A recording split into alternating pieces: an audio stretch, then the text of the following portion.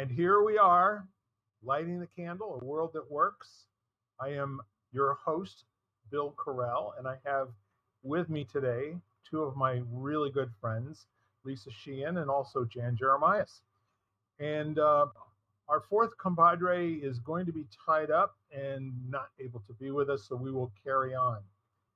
And in the meantime, um, lots going on in the world, an awful lot going on in the world.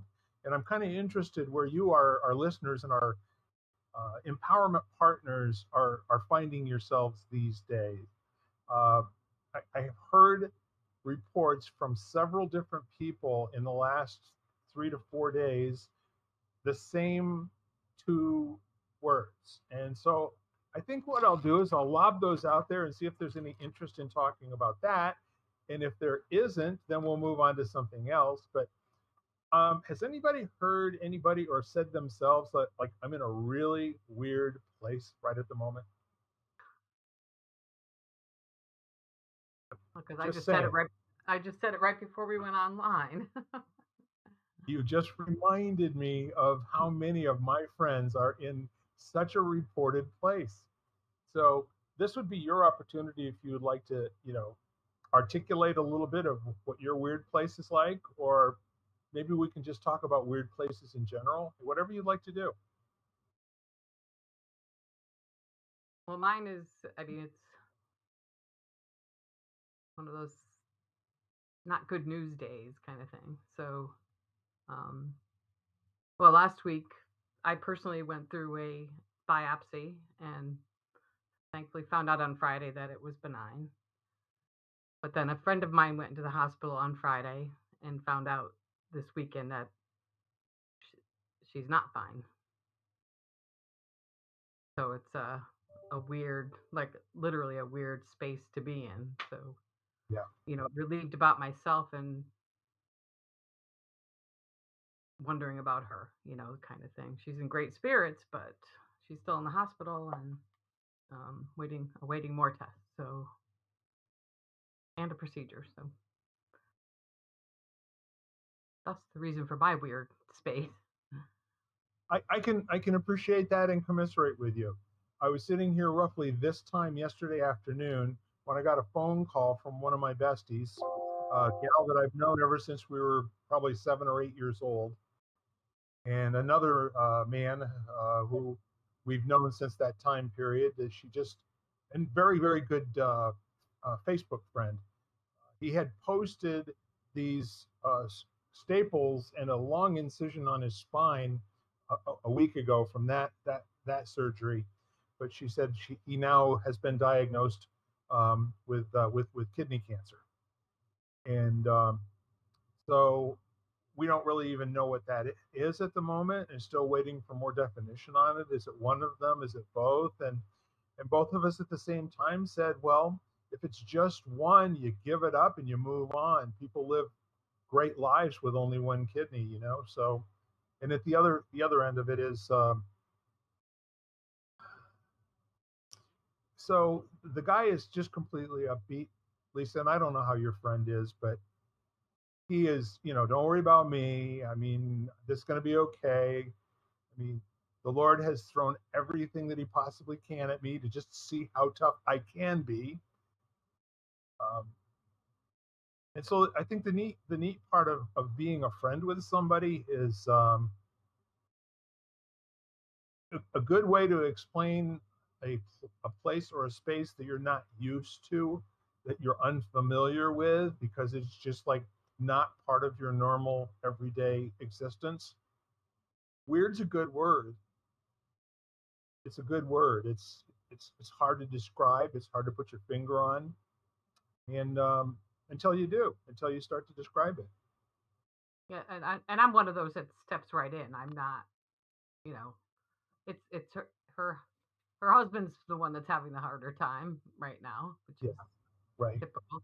But yeah, I have a book on the best things to eat for every dessert disease, and mostly they're smoothies kind of thing, and so I plan on visiting her the second I can. So, but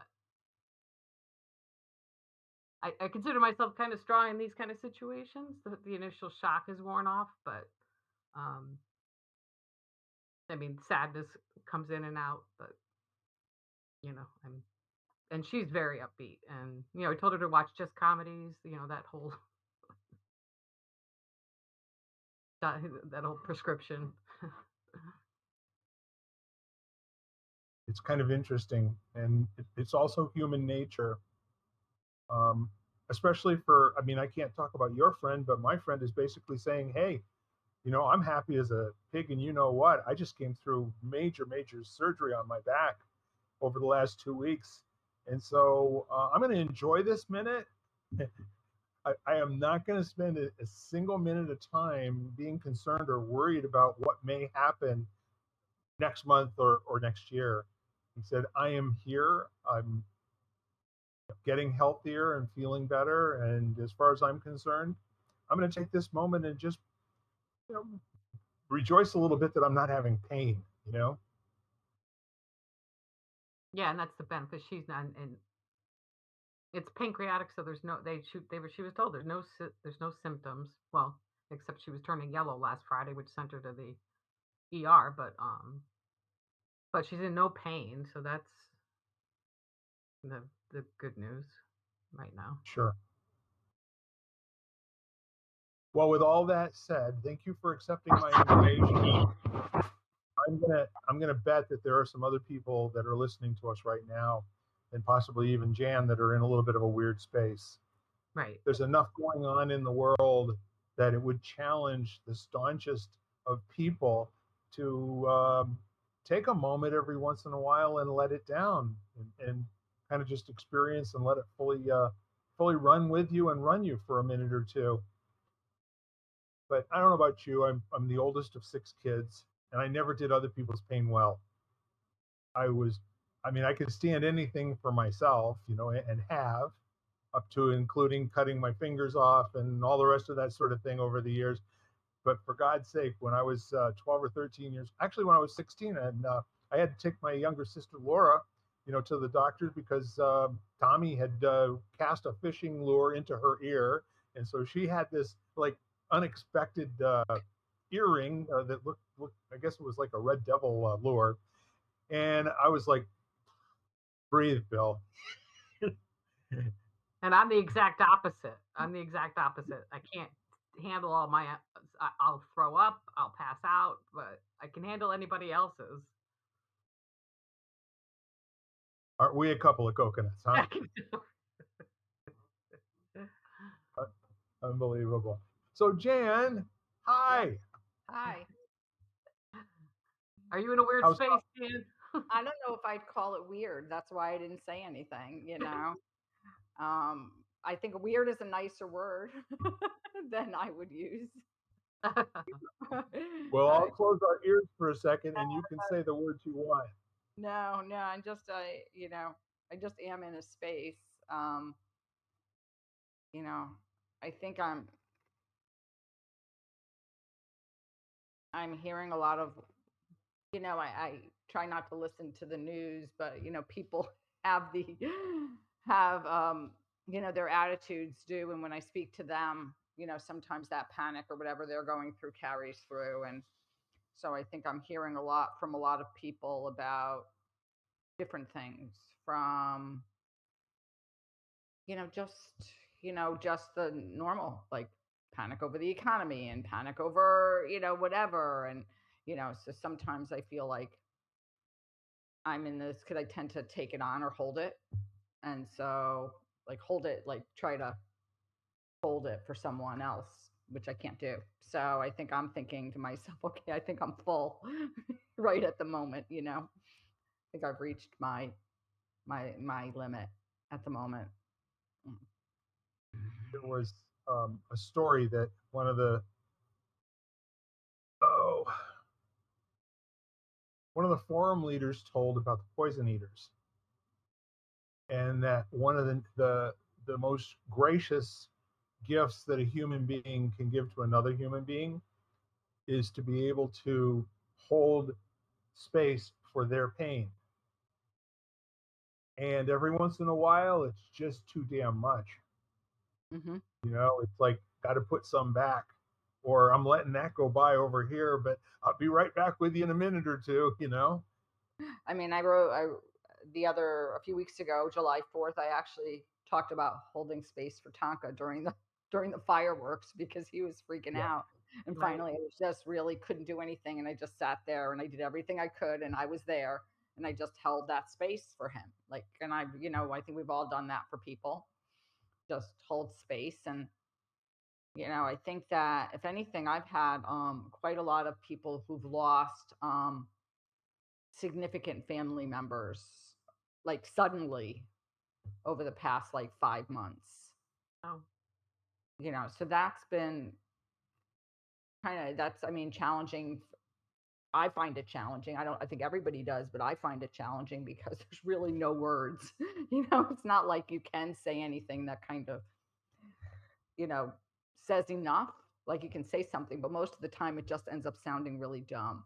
Like you realize that was really, because you want to say something that's really profound and there's really nothing to say, except for the fact that to me you say, oh, I really, I'm so sorry, I really don't have the words. Like it almost sounds better than trying to come up with something. it's definitely perspective shifting, though. I mean, that's what you Hmm. get out of. I mean, death has a way of doing that, or or sickness, or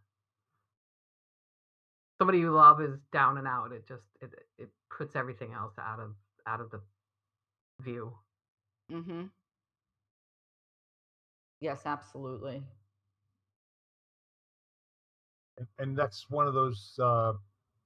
Once you reach a certain age, we've had ample opportunities to be in that space where you're the one feeling the loss, um, personally and/or secondarily, either somebody that you really consider a very close, like for instance, when my sister got sick 5 years ago, um, I prayed, and my prayer started like this. This is really unacceptable. This is really unacceptable. I can't accept it. So I want you to carry me for a minute, and I want you to help me be the person that I'm not, so that I can live through this. And it sounds overly dramatic to say it out loud, but whoever was listening to me at the time got me through it. But that's all there was for me. This doesn't work. Now fix it. Didn't fix it. Right. But those prayers are So, the good ones. I mean, those to just be completely vulnerable with whoever you're speaking to, and because we're so not used to that, just Hmm. admitting that we can't handle it sometimes. So, I think one of the yep. most humbling things is asking for help.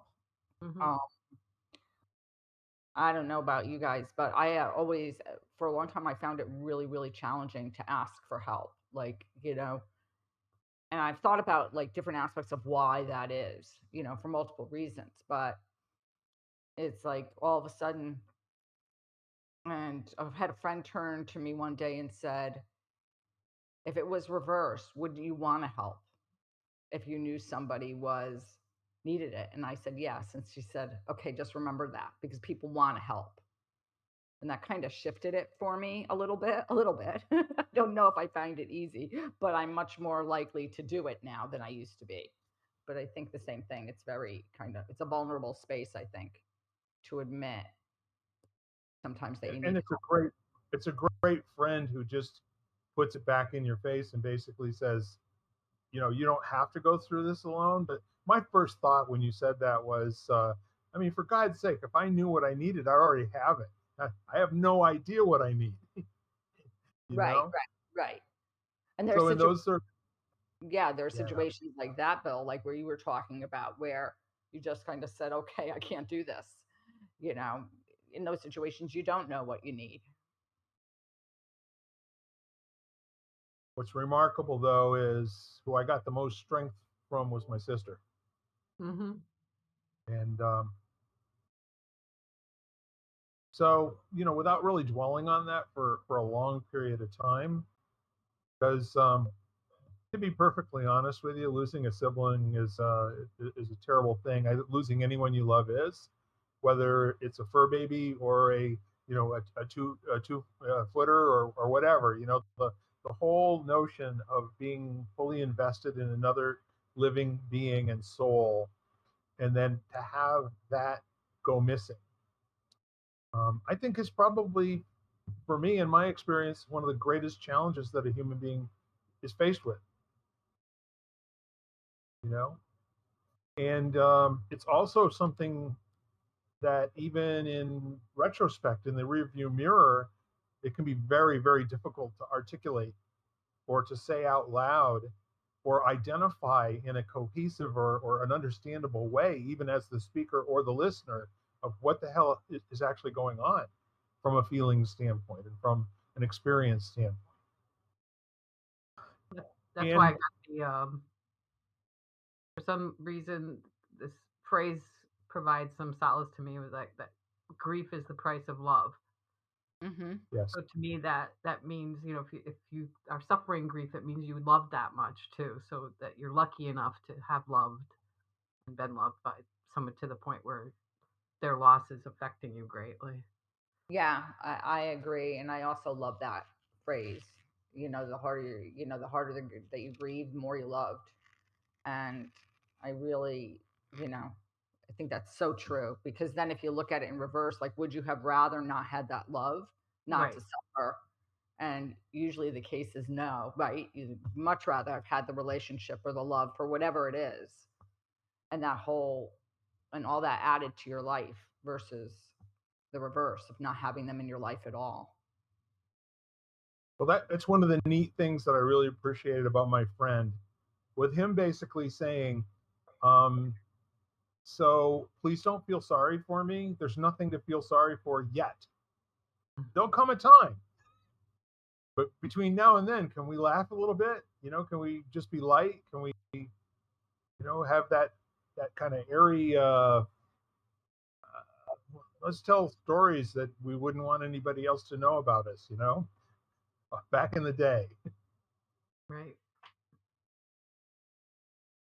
It's kind of funny because one of my dear friends, he's a man that I've known probably since I was 18 or 19 years old, and I used to go to a place around here called Shabu.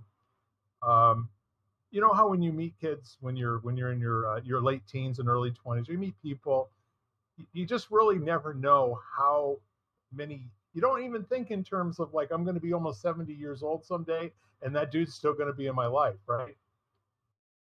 So he posted a meme that said something like, getting to our age means that you can tell your parents all the things you did, even the illegal stuff. So, of course, I had to post, Bruce, do you really think they have that kind of time? Oh, jeez. Crack them up. But you just never know who's going to be in your life for a short period of time or for a long period of time. And I'm coming up on probably 8 or 9 years with Ken. Um, Lisa, we've been hanging out. Seems like about 6 years. Could be more. Could be 7. And Jan, it doesn't seem like you ever weren't around. Thank you. No, and I think that I wrote that. I'm collaborating on a book, and I wrote that the other day for one of the chapters. It's like, we really have no idea who's going to come in for just a moment, and who's going to come in for, you know, basically years and years and years. Yeah. But each have value. That's one of the poems I love too. To break it down, to put it really simply, is like, yeah, people come into your life for a reason, a season, or a lifetime. Hmm. And that also helped me with people that I lost touch with, or the friendship just ended. And you Right. know, I finally figured out that sometimes they're supposed to just be for that period of time, and then everybody moves on, and it's fine. It's fine. Right. I have that, I've had that quite a bit through the years.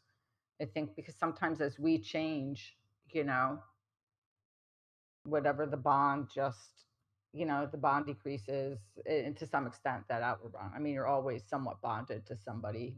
You both change from that experience, but there's, you know, where you don't meld as much anymore. Mhm. You don't speak the same language, or you don't hold this.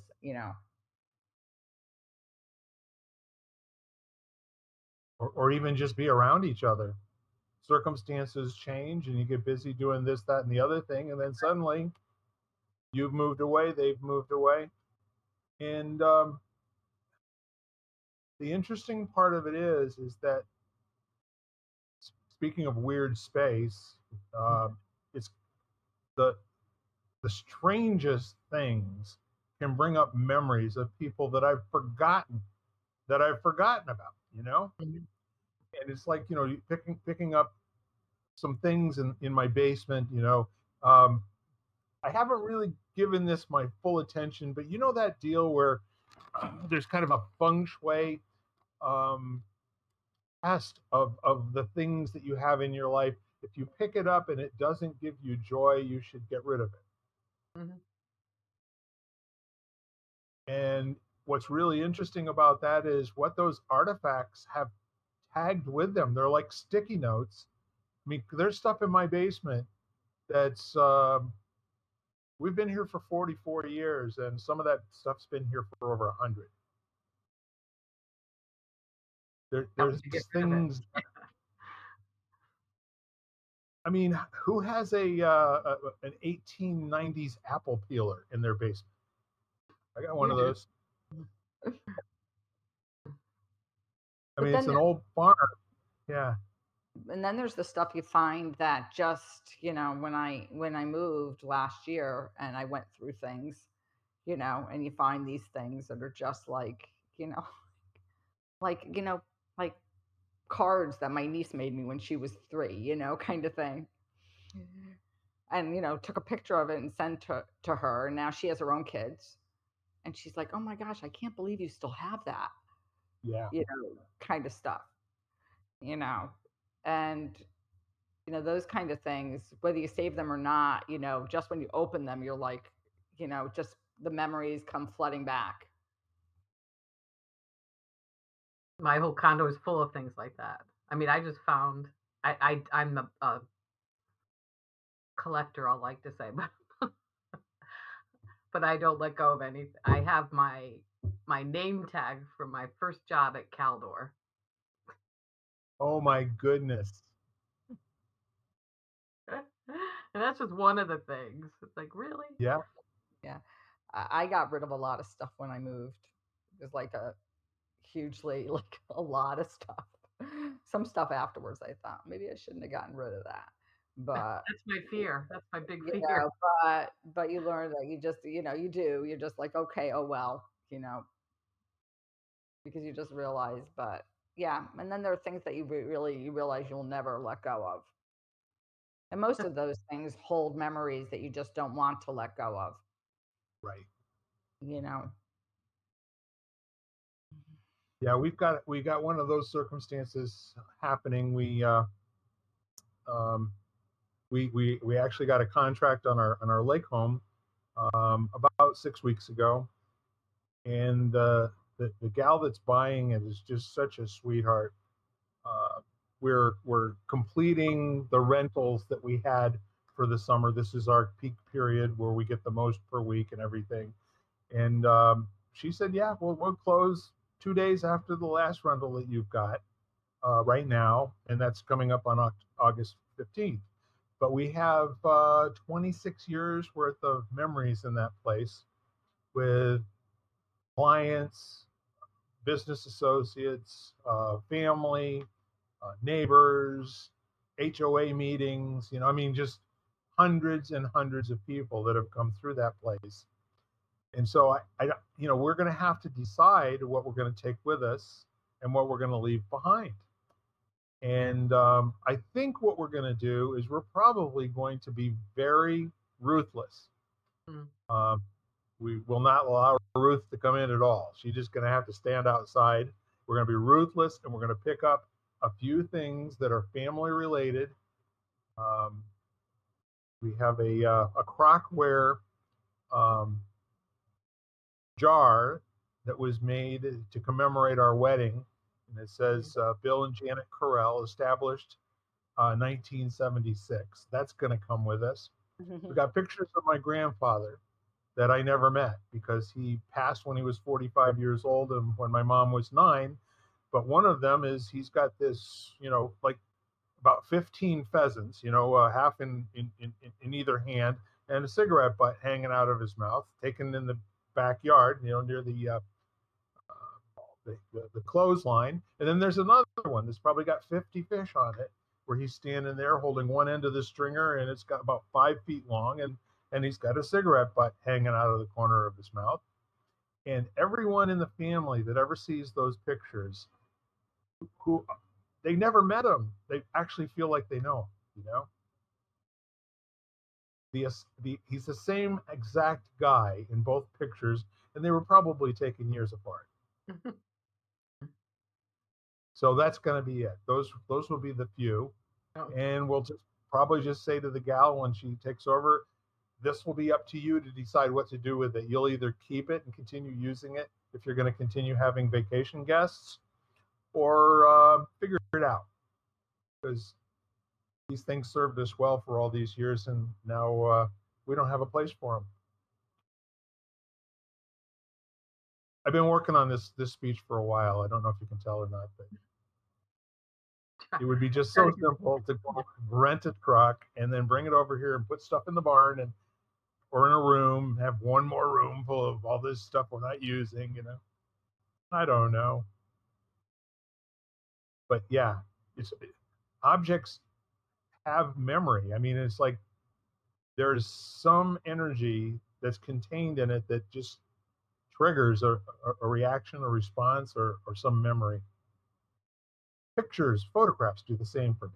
I don't know about you. Oh yeah, absolutely. One of my the same dear friend who called me to let me know about our friend also found some old photographs of the first organized football team that I played on when I was 12 years old, the Ledyard Falcons. And so we've got pictures of like 30 guys, all, within a year or two in the age, all of our coaches behind us. And then she had these wonderful pictures of the cheerleaders, and she was the tallest one, and then there was a shorter one and a shorter one, all the way down to my sister, who was probably 4 years younger than Linda. And she doesn't look like my sister in that. She looks like no other photograph that I've ever seen of her, but it's her. It just has to be. So I posted those on Facebook, and about 25 friends. Oh yeah, I'm in that picture. That's my brother. That's my, my dad. But 12 years old, number 52, over at the right-hand side. And there are some people that, for the life of me, I have no clue and no idea who they are. And that seems weird because, I will have had to have spent the better part of a couple of years in organized sports with them.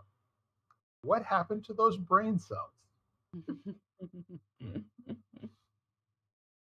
You never know which ones are going to go, and that's the problem. Yeah. I would say to somebody, if I have to remember this, something's going to go, and I have no control over what that will be. Not anymore. Yeah. I was just going to say, and how does that make you feel? It's kind of freeing in some ways because I can, somebody said, because you're at the age where you forget words, your words are leaving you. And so somebody said, if you forget the word key, then that's all right. Or you forget a word. If you forget what keys are for, then you have a problem. So that's another thing that gives me some solace too. Yeah. So like most people, we've all either are dealing with or have gone through our personal getting to know Alzheimer's and dementia. And but what's really interesting about it is that I read as much as I possibly could when my cousin's father about 6 or 7 years ago was diagnosed with Alzheimer's, and there were the jokes, and whenever you had a short term memory lapse or something like that, my other cousin would call them halfheimers, and it's halfheimers because you haven't forgot everything, right? Jeez. So those were the early days. As it progressed, it became really very difficult, for my cousin to be around her dad. Um, it was She said, the only solace that I can take out of this is that he has absolutely no idea until he sees it in my face. So the game is to go through this as if everything is just perfect and ducky and exactly the way it's supposed to be. Hmm. And I think that takes a special kind of wiring. I mean, that takes a very, very deep generosity, in my opinion, to to to play act. And when your father asks, "Who are you again?" Yeah, to get beyond the What are you correction doing? stage. Yeah, you have to get What are you beyond that. doing in my room?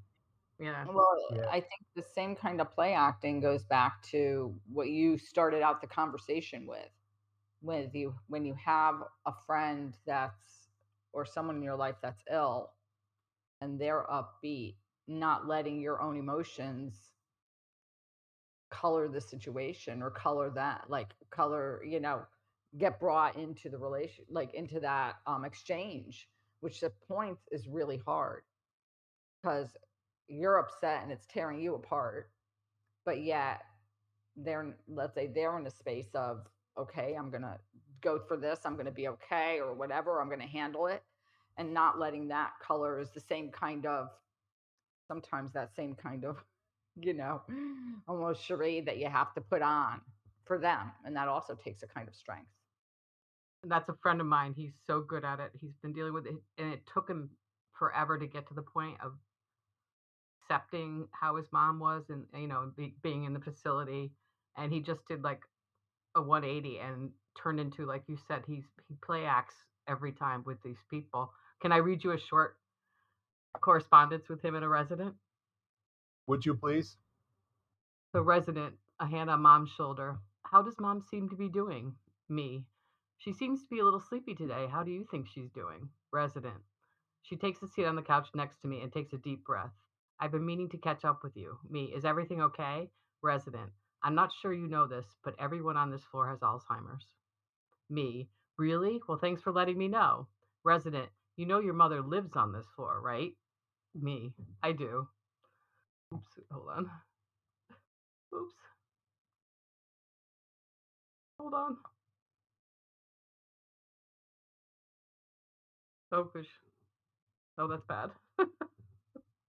Talk amongst yourselves. Okay. Are you doing a mid-course correction here or a little edit? No, I lost the text. I mean, I hate that. I know. Where I'll find it. I where does it go when it's not?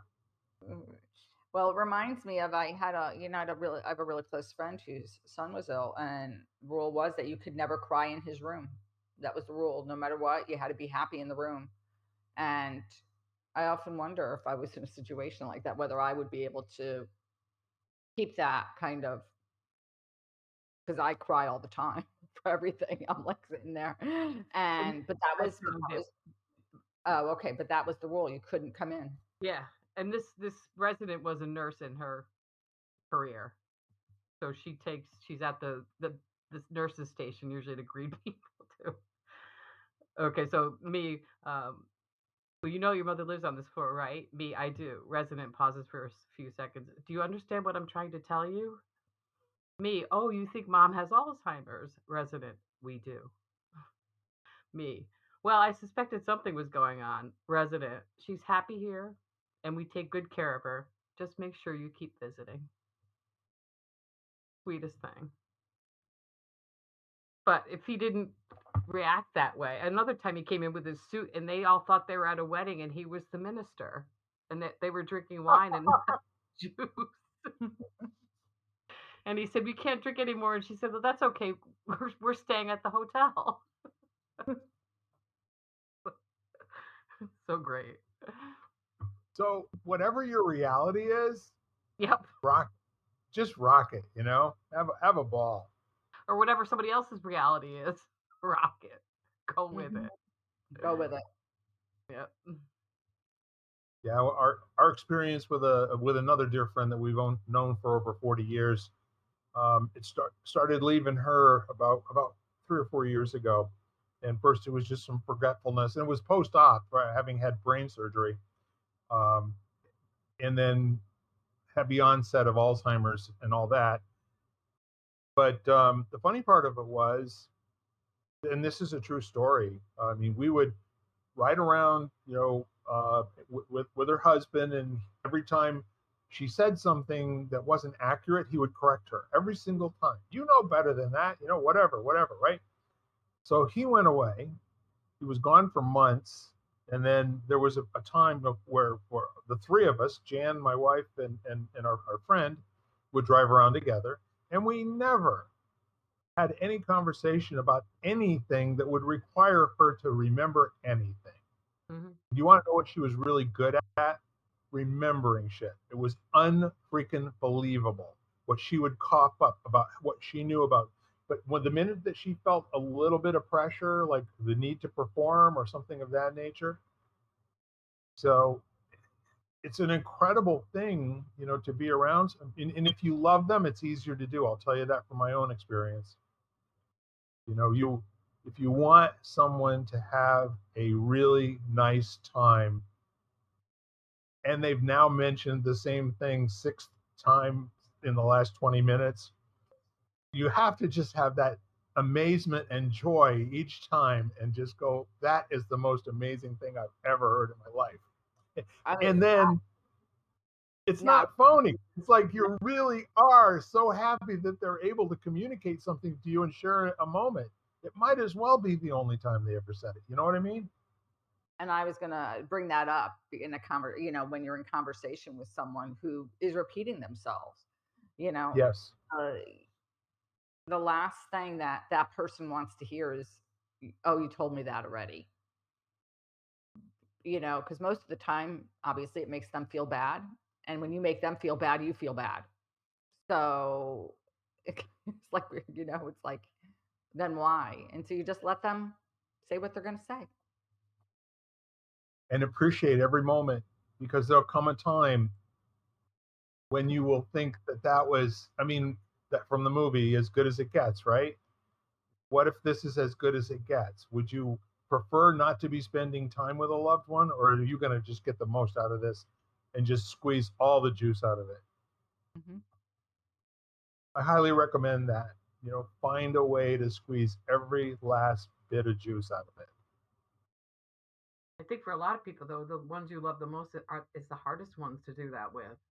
Hmm. Because I remember my dad with my grandmother, and she would see pictures moving or something different on the TV or it wasn't even on. And he had the hardest time at the beginning saying, "Ma, there's nothing there. Don't worry about it." Or strangers outside. I mean, that's another one that you kind of have to deal with in different ways, but ones you're closest to, because I think you can't accept it too. It's a form of denial as well.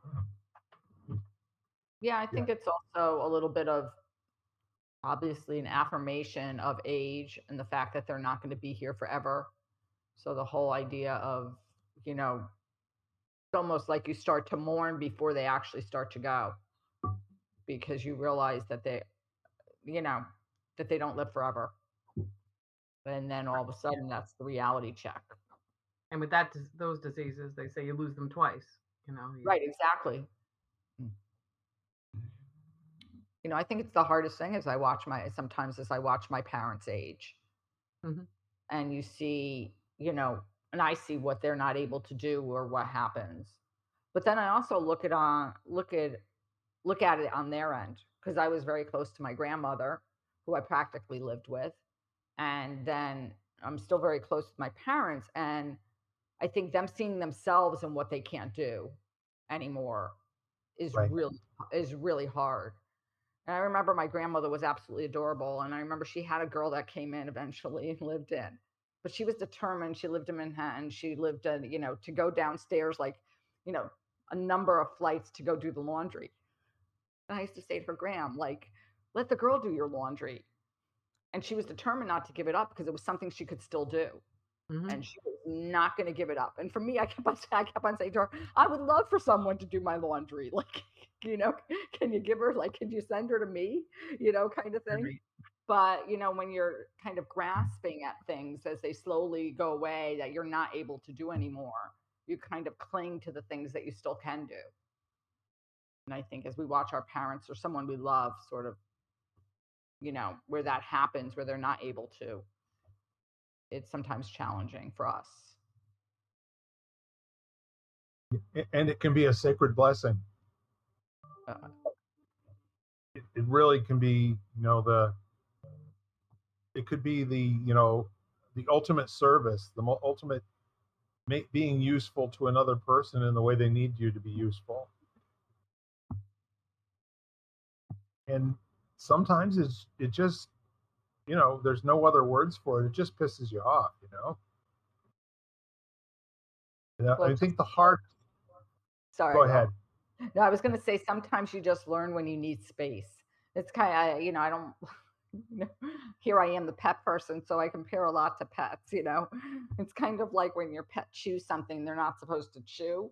And like when I used to crate Tonka when that happened, but I would never do it when I was angry because otherwise they look at crating as a punishment.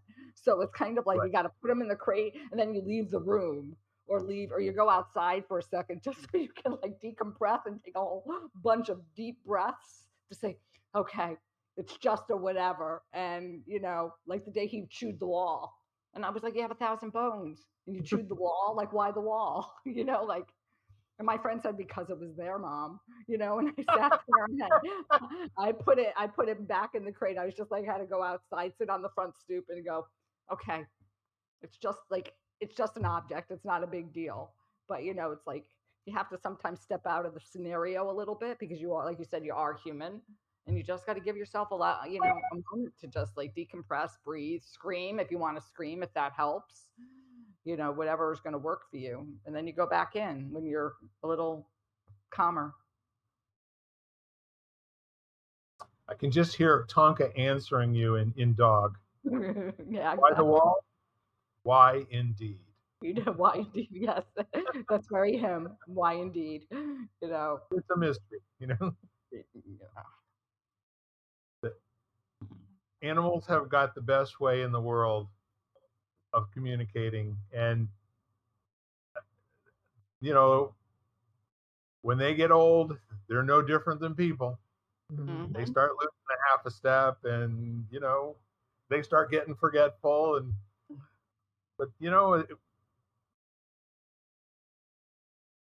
I'm not going to go there because, the last three pets that we lost are the most difficult for me to relate to because they were um, joined at the hip buddies that we spent 15, 18 hours a day during COVID or, before COVID. But mom was off doing census stuff or, with the post office or whatever. And me and the boys, were one was right up here on my shoulder, the other one was down on my side, and they never got more than about a foot and a half away from me. I don't care where I went in the house, I had these two shadows everywhere.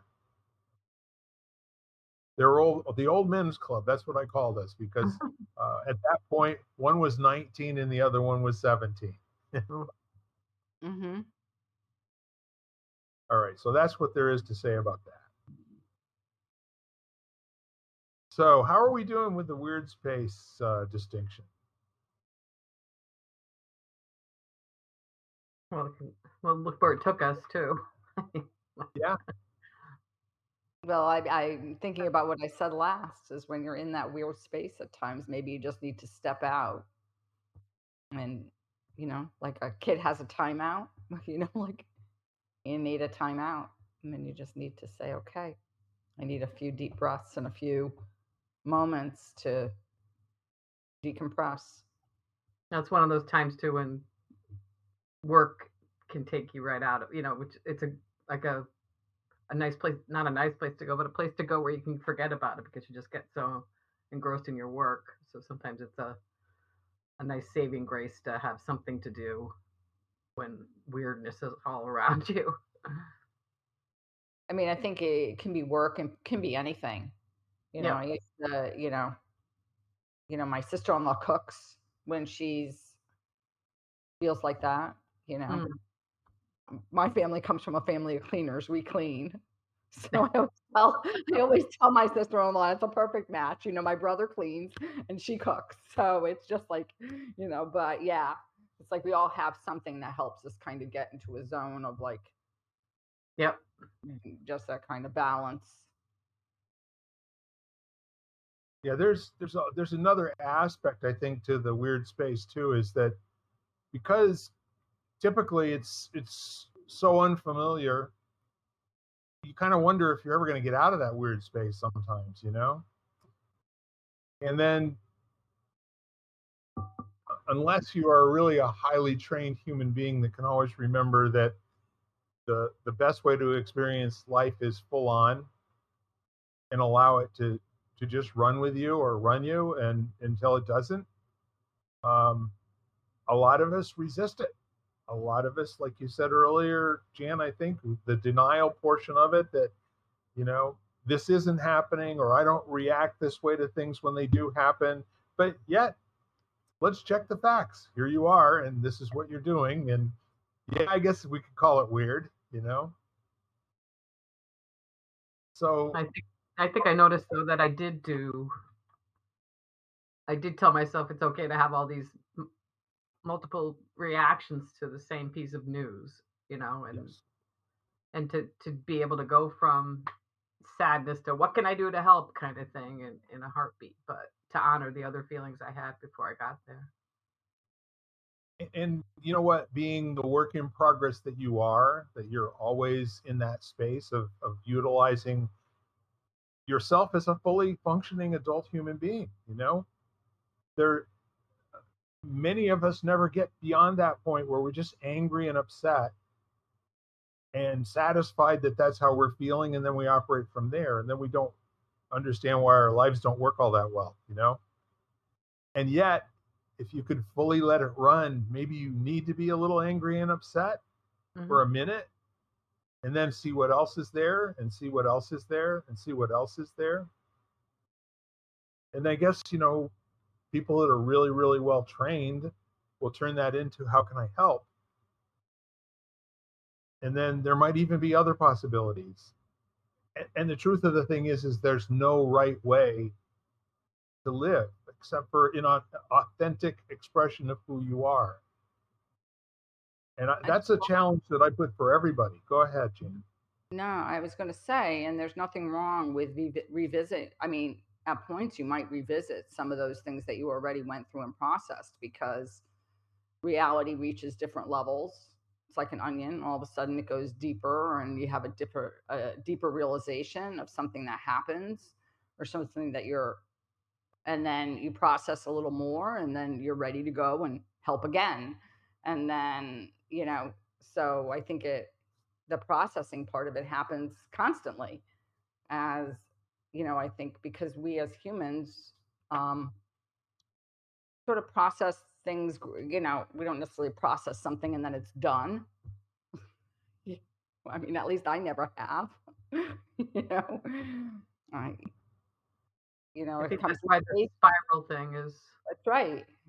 because I like picturing like you could be on that side of the spiral and then be dealing with something but you can see across and you went, oh crap, I forgot about that, or there it is again, but so you can constantly revisit it. But another thing that helps me understand that by thinking just because you dealt with it again doesn't mean it's not in your field and can come Mhm. back with any given moment. But then, like you said, to deal with it from a new perspective, which literally is what you're doing. So you can you learn from each time you look at it. Let's put it that way.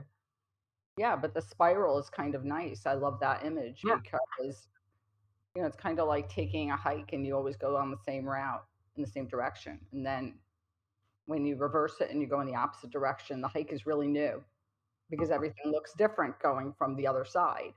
And so in a spiral, it's the same thing because you're looking at it from the opposite side of the spiral. Yep. Very interesting. I've been doing this thing called Noom for just about a year, Mm. and they get into all sorts of different psychology experiments, distinctions. And so they were there's just one section where we were talking about emotions and feelings, right? Feelings and emotions. And the expression, so they start off with there's like a helix of 6 different types of emotions, right? And then they go, well, wait, there's more. And then they create another loop around that, another wheel, if you will, where now there's 28 in that loop. And they go, but wait, there's more. And so then now there's a third one that has like 60 different, these are all different words having to do with an emotional response that Hmm. are each level is a further distinction of fear or hate or anger or joy or love, from the inside wheel. And when you get out here and you go, it's a lot of work, to sit here and try to decide which one of these I'm actually feeling. But yeah, well, now wait. There's like 18 different. So we're coming off of joy here. That's pretty cool. So the neat part of it is that when people live a life where they're a little bit more curious about what they're feeling, as opposed to I've trained myself in a lot of instances to go from here to there without taking the steps in the in between, right? And everybody who's an expert in this area knows what a really bad idea that can be, simply because that work that you didn't get, to get the answer where I'm okay now and I'm back in service and I'm doing this and I'm doing that. It's like Lisa seeing the other side saying, yeah, but no, I'm hurt. It's like, damn it, I'm 68 years old and crap like that should not bother me at all. And this has to be a misunderstanding. There's no way another human being who really loves me would behave that way and leave me in this space, right? Unless they know that I'm probably, with the in crowd and I can take it and there's other people that can't. And, so there's all that, the thought distortions going on about it. And then you go ask the question and they go, what? What? Oh, that's what you think happened? Well, thank God. Right. I would much rather be wrong about my entire perception than walk around thinking that it cost me a relationship with somebody I really love. You know what I mean? And those steps, missing the steps, where each one of those steps is a place to go back and just check back in and say, well, what do you think happened here?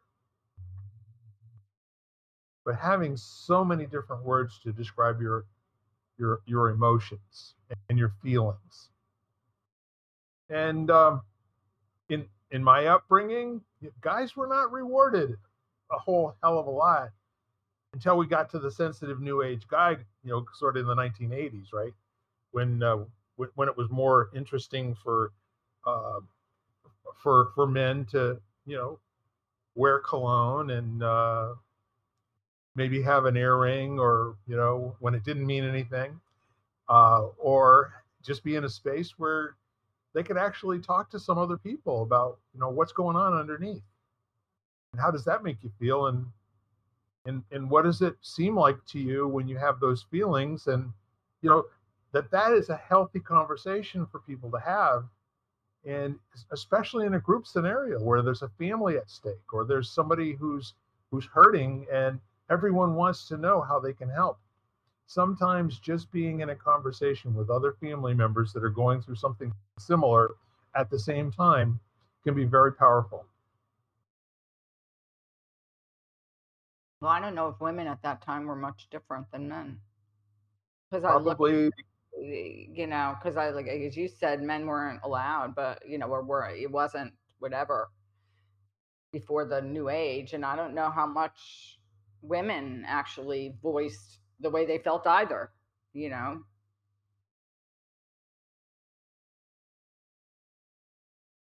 Well, they certainly didn't with men all that often. They didn't with men, or they didn't, you know, especially in the home setting. I don't think they did. I No, think everybody you're, I had to be think you're perfect in their roles, in What? their roles. Everybody had to be perfect in their assigned roles. That's right. and funny enough, none of us got the manual. Nope. Nope, Nope, there wasn't one. there Yeah, wasn't you, one. you know, I mean, everyone knows, right? You just Yeah, know. right. And yet we all somehow ended up getting the manual. We were forced into the And the world. people that wrote the manual had the power, right? I'm, You know, I'm still not sure that men are from Mars. Well, different space, anyhow. Different place in space. Well, the really interesting thing about all of those metaphors is, and we talk about this an awful lot, whenever you can use a mind picture to allow someone to imagine, and to place themselves in that, it's one more tool in the kit that, Mhm. no, maybe it doesn't work for you in this instance, but just know you've got it available to try on at another time. And then it might even be that it's like a suit jacket that will never fit you. It's just way too small or way too big, or you don't like that color at all.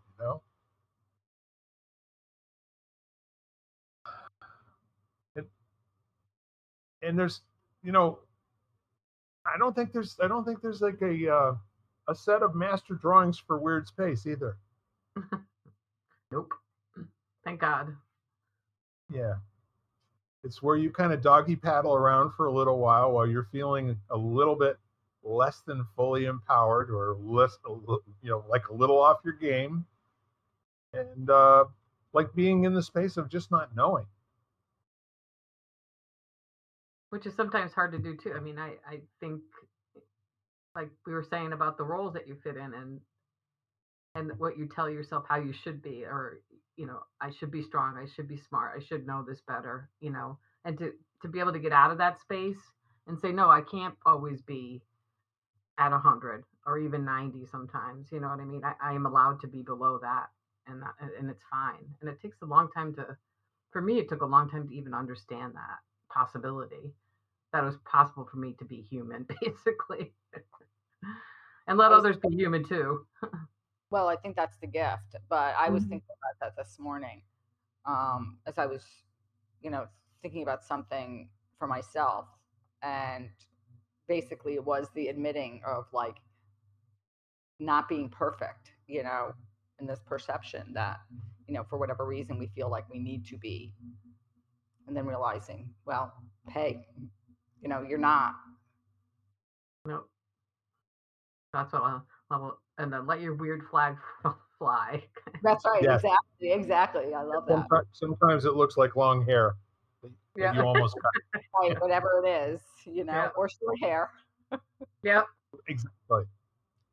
Yeah, I think these days our freak flag looks a little different than it did 40 or 50 years ago. I know. That's why. Yeah. That's why I chose weird instead this time. And there's lots of other synonyms to weird, which we probably haven't got time to get into today. But I think the whole point is that um, being in a weird space, place, race, whatever, is not something to fight with. It might be a little something to ask questions from. And in many cases, maybe what you learn is, when I have no feeling of power, I'm left with these feelings.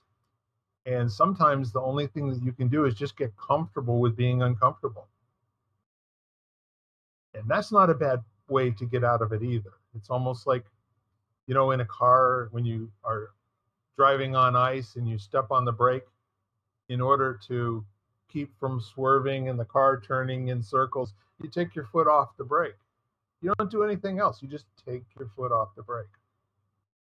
Same thing with the gas. Take your foot off the gas. A little weird? Yeah. All right. Well, let's see what this does.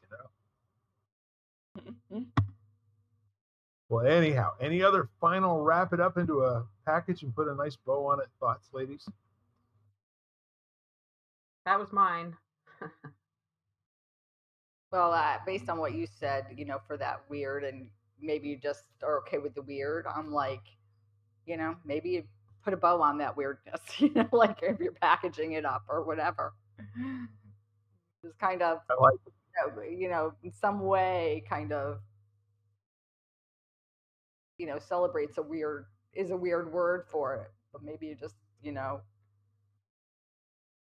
just Well, let me honor. put it to you. What I'm left with is the feeling that your weird looks like you've got it all handled to somebody who's got a really weird, And maybe take the time to reach out to somebody with your weirdness, just to be heard. Yeah, check in a little bit. Yeah, Yeah. I love it. And so you at home, I think if you come away with anything at all, I recommend that you let your weird flag fly every once in a while and just see what it's like. And also make a little bit of an inquiry out of it, a little bit of investigation, a little curious, what's up with that, right? So here we are, lighting the candle, a world that works. And once again, ladies, thank you so much for your contribution to my life. I love both of you madly. And I can't wait to do this again next week. Good Lord willing, and the creek don't rise. Bye-bye for now. Everybody. Have a good week. You've been listening to Lighting the Candle, a world that works, part of the Exvadio Podcast Network. You can catch us each week, as well as the rest of the network, at exvadio.com/podcasts, as well as the Apple Podcasts app, Google Podcasts, Spotify, iHeartRadio, Stitcher, Audible, Amazon Music, and wherever you find podcasts.